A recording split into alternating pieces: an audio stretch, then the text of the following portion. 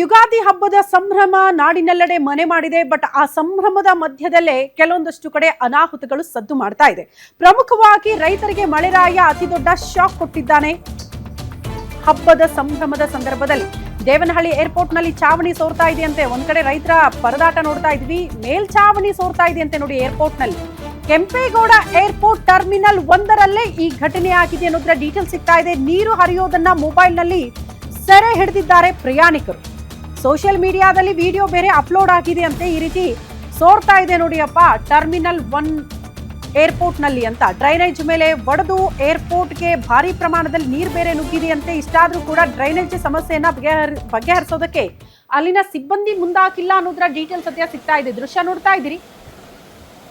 ಏರ್ಪೋರ್ಟ್ನ terminal 1 ಇಲ್ಲಿ ಮಳೆಯಾಗಿರುವಂತಹ ಪರಿಣಾಮದಿಂದ ಸೋರ್ತಾ ಇದೆಯಾ ಅಂತ ಪ್ರಶ್ನೆ ಇತ್ತು. ಬಟ್ ಅದಲ್ಲ, ಡ್ರೈನೇಜ್ ಸಮಸ್ಯೆ ಅಂತೆ.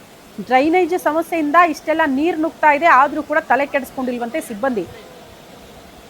ದೃಶ್ಯ ನೋಡ್ತಾ ಇದ್ದೀರಿ. ಟರ್ಮಿನಲ್ 1 ಏರ್ಪೋರ್ಟ್ ನಲ್ಲಿ ಇರುವಂತದ್ದು ಬಹುತೇಕರು ಓಡಾಡಿದವ್ರಿಗೆ ಗೊತ್ತಿರುತ್ತೆ.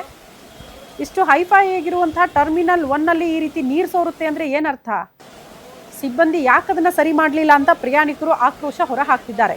ಇಷ್ಟೆಲ್ಲ ನೀರು ತುಂಬಿಕೊಂಡು ಒಳಗಡೆ ನುಗ್ತಾ ಇದ್ರು ಕೂಡ ಡ್ರೈನೇಜ್ ಸಮಸ್ಯೆನ ಕ್ಲಿಯರ್ ಮಾಡೋದ್ರಲ್ಲಿ ಸಿಬ್ಬಂದಿ ಈಗಲೂ ಕೂಡ ಎಡವಟ್ಟು ಮಾಡ್ತಿದ್ದಾರಂತೆ. ಇದನ್ನ ವಿಡಿಯೋ ಮಾಡಿ ಸೋಷಿಯಲ್ ಮೀಡಿಯಾದಲ್ಲಿ ಅಪ್ಲೋಡ್ ಬೇರೆ ಮಾಡಿದ್ದಾರೆ.